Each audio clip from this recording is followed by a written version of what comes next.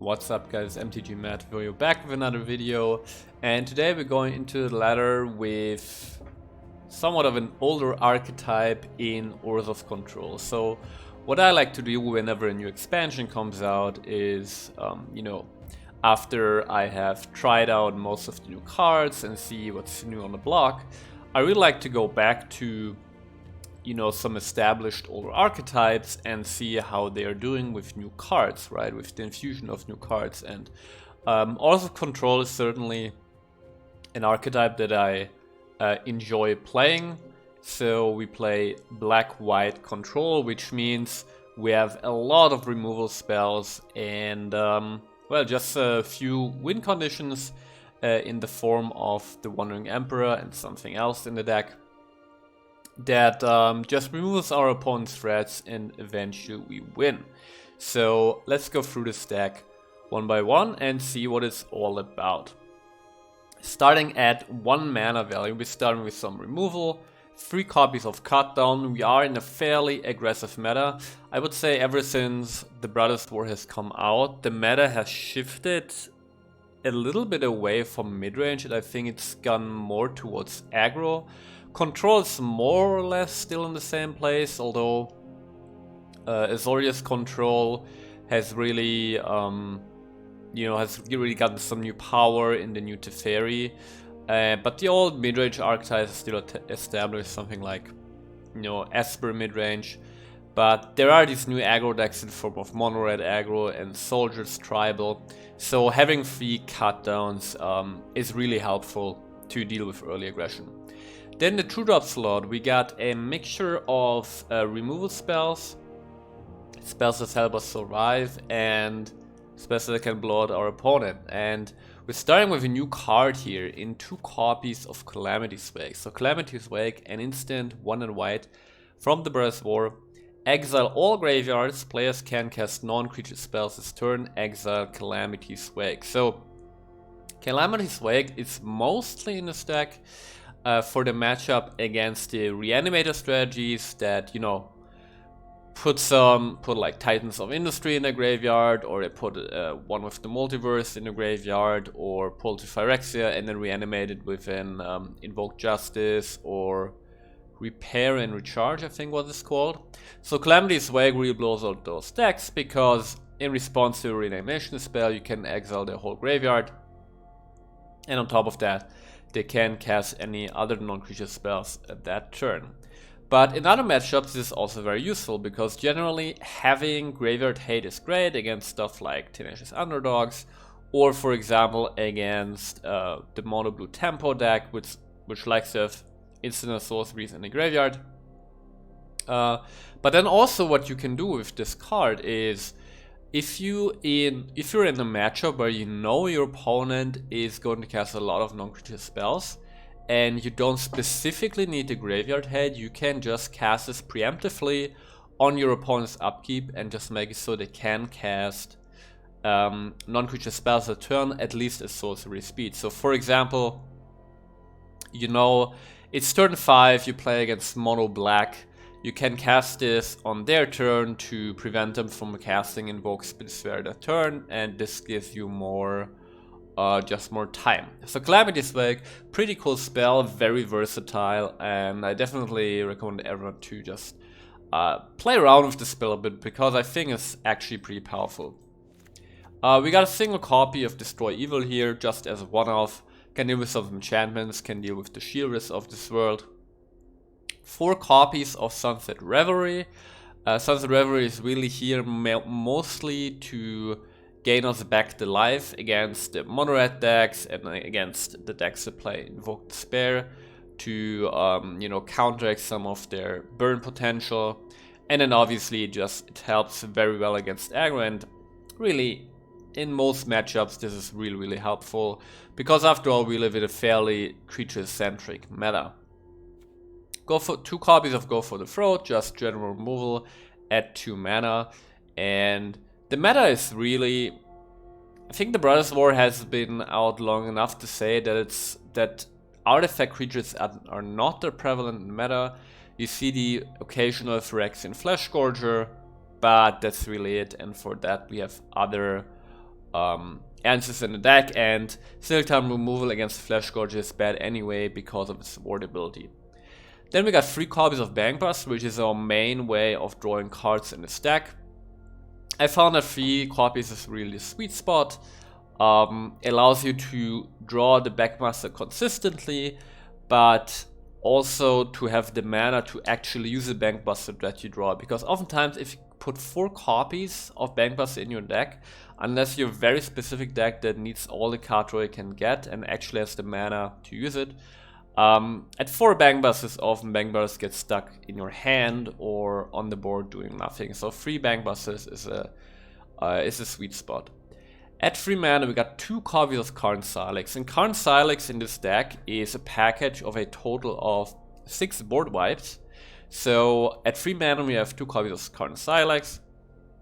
First of all, the static ability is really nice against tenacious underdogs your opponent has in their graveyard, because it makes it so that they can't use the Blitz ability to put it back into play. But then Karn Silex is also just a board wipe against all non-land permanents, which is nice as an option to have, for example against opponent Planeswalkers, but also because we play some Planeswalkers ourselves in this deck, as well as some other permanents. So being able to pick the exact amount of X to destroy each non-land permanent with mana value X or less is really useful and helpful in preserving our own permanents. So Karn Silex is just blow up everything board wipe as a 2-off. Then as a 2-off we got Depopulate, which is our creature board wipe at 4 mana in the early to mid game. Not much to say there. At 4 mana we also run 4 copies of Wandering Emperor, which is a win condition in this deck, but obviously she keeps us alive and can apply pressure with the Samurai tokens. Then we got 2 copies of Sorin the Mirthless. Sorin is here to provide us with some additional card draw. Our mana value in this deck really caps out at 6 mana, but mostly at 5. So the +1 usually won't damage us too much. The Vampire tokens are really powerful, especially if you put counters on them with the Emperor. And yeah, Sorin is just a nice option for some more card draw. And then at 5 mana we got the main win conditions. We run 4 copies of Invoke Despair, just an all-star still. Ever since when they announced they would ban Mythic Massacre, I think at the end of the day it was the correct decision to ban Mythic Massacre. It's just opened up the format a lot. But I think there was a discussion to be had if you instead would ban Invoke Despair, because Invoke Despair also just ruins a lot of strategies. But in the end I think Mythic Massacre was the better ban. But Invoke Despair is just one of those cards where I just know if this rotates out in a year, everybody will be pretty happy. But for now we use it for our own purposes. Just win condition. Remove stuff from our opponent, draws us cards and burns them out. And then we got 2 copies of Painful Quandary. This was featured in one of my first decks for the new expansion. And 5 mana enchantment, whenever an opponent casts a spell, the player loses 5 life unless they discard a card. We can really use this to just basically finish a game by playing this while opponent is already low from Invoke Despairs or just from combat damage. And then whenever they want to cast a spell, they either lose resources in the form of cards they have to discard, or they lose 5 life. And 5 life is a lot. If they do it like 2 or 3 times in a row, you basically almost win the game. And then finally, our final board wipe in the deck is 2 copies of Farewell. Just a catch-all, except for Planeswalkers, which is good for us, right? Because we got 6 Planeswalkers in the deck. But it's important that it removes all graveyards and just exiles everything. And then in the land base, there's nothing special going on. We run 26 lands, same copy of Eiganjo, Seed of the Empire, same copy of Takenuma. We run all the dual lands and 4 copies of Raffine's Tower, as some additional dual lands that we can cycle later in the game. And that's the deck. I haven't played this deck too much, but it's performed quite well, so I'm definitely going to keep playing this to see how the win rate is evolving. But for now, hope you guys enjoyed the video, and I see you guys soon.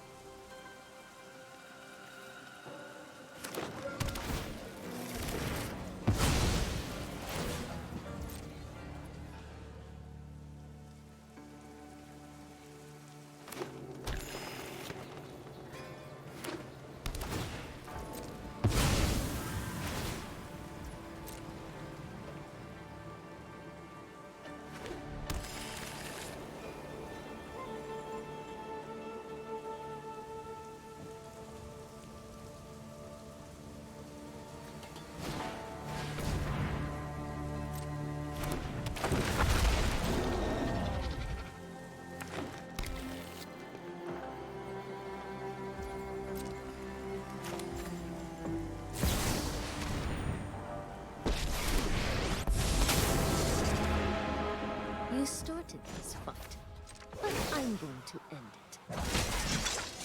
Let your blade do the talking.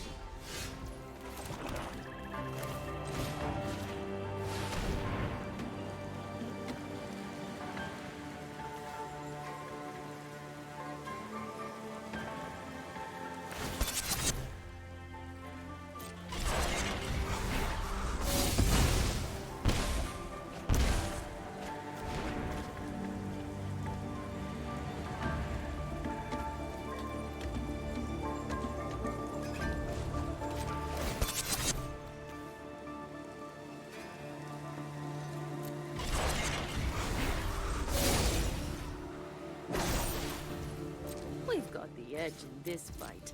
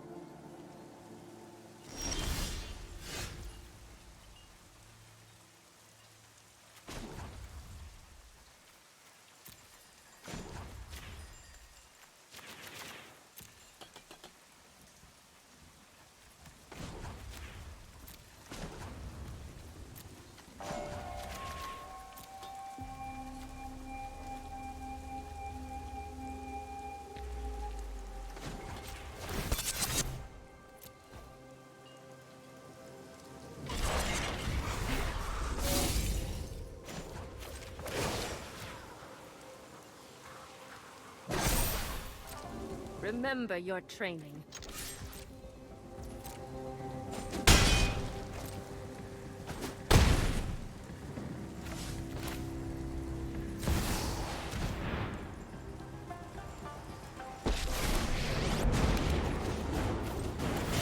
Consider yourself fortunate our motives align. My ways are not for the weak.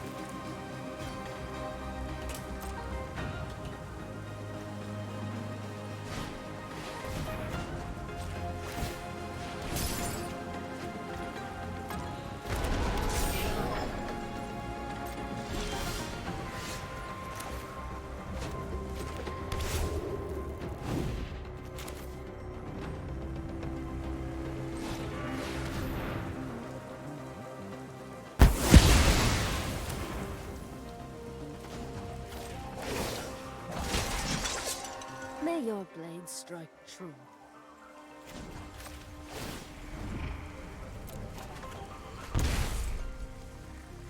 Nothing on Innistrad is free.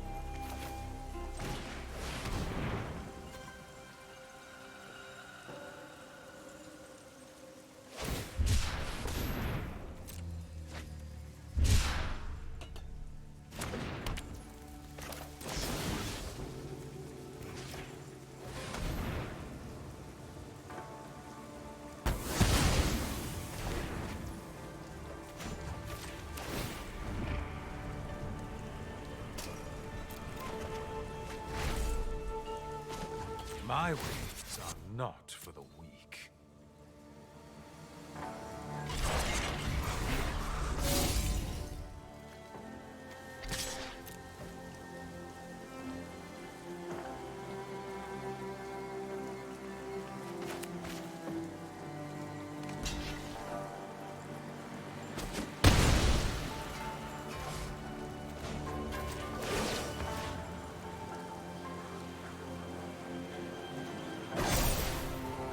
I have got new moves to teach you.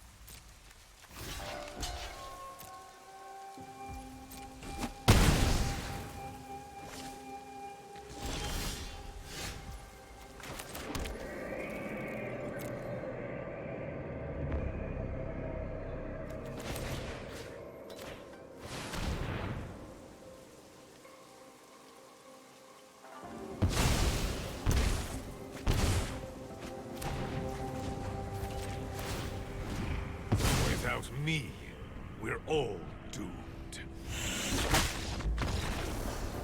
Return to the dust you sprang from.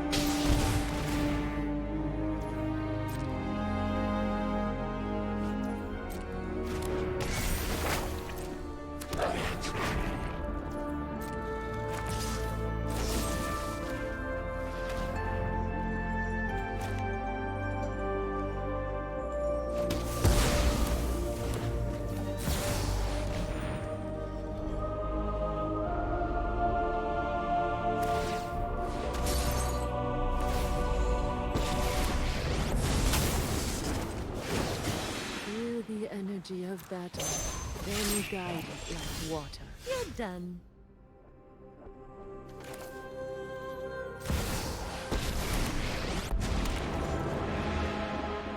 I bring order to this broken world. Dire times. I'm never done for good. Guards, to me!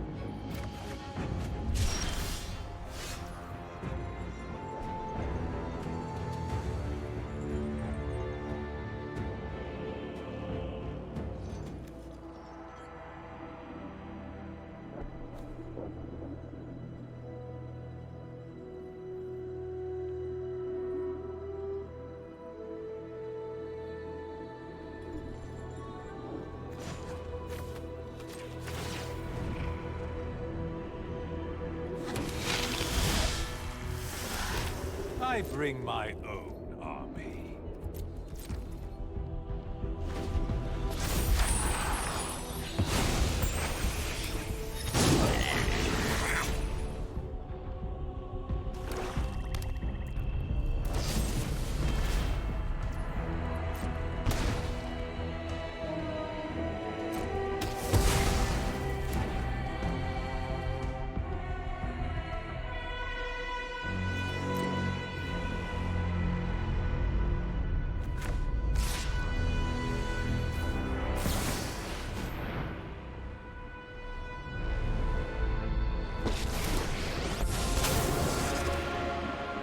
Now you've done it. Hat's coming off.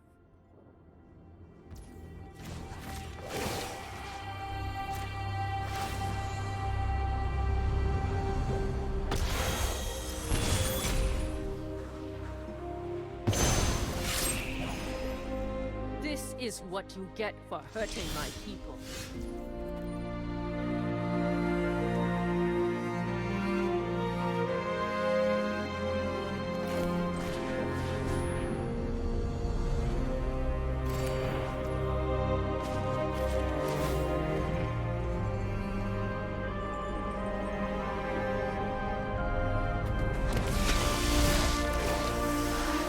You deal with this annoyance.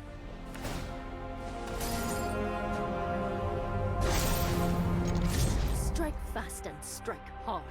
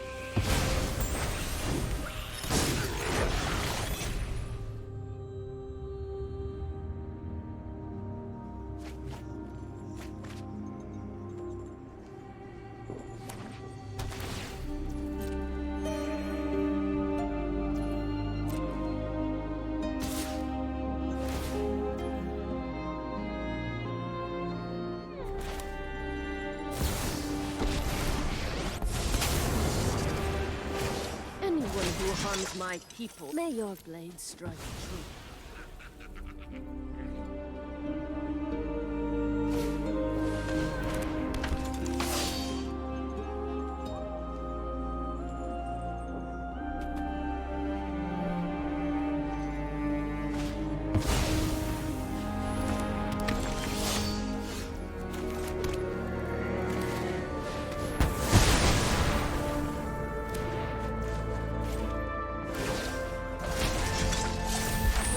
Blade do the talking.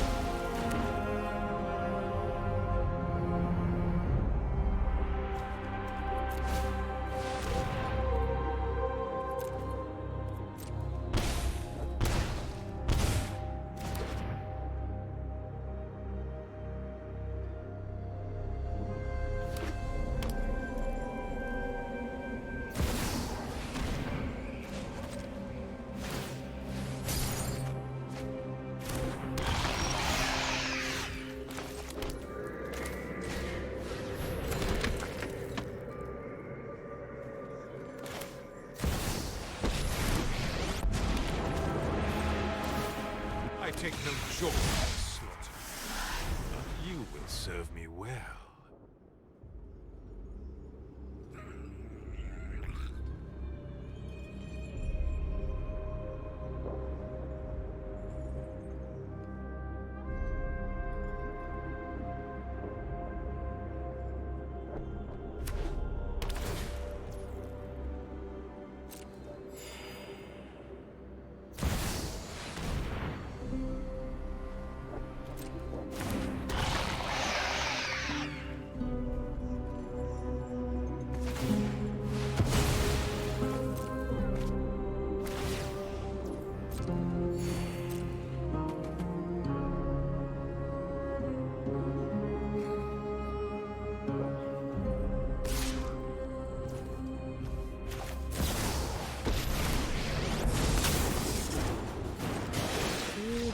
imagine the battle, then guide it like water.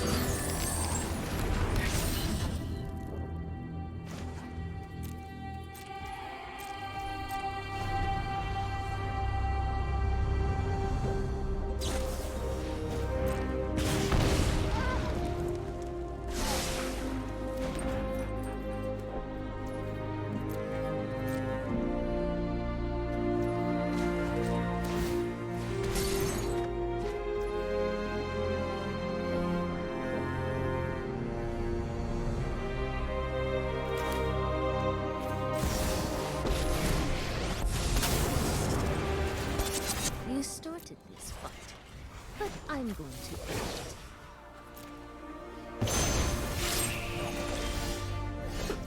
You are not much of a roadblock.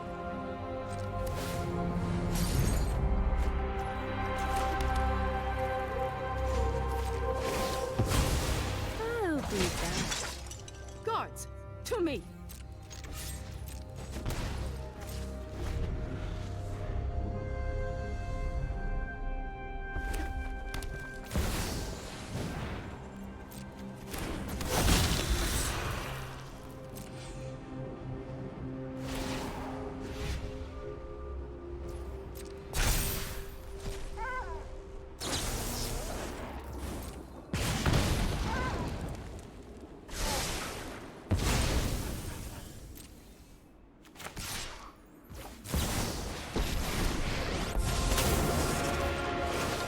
Anyone who harms my people must contend with me. My judgment is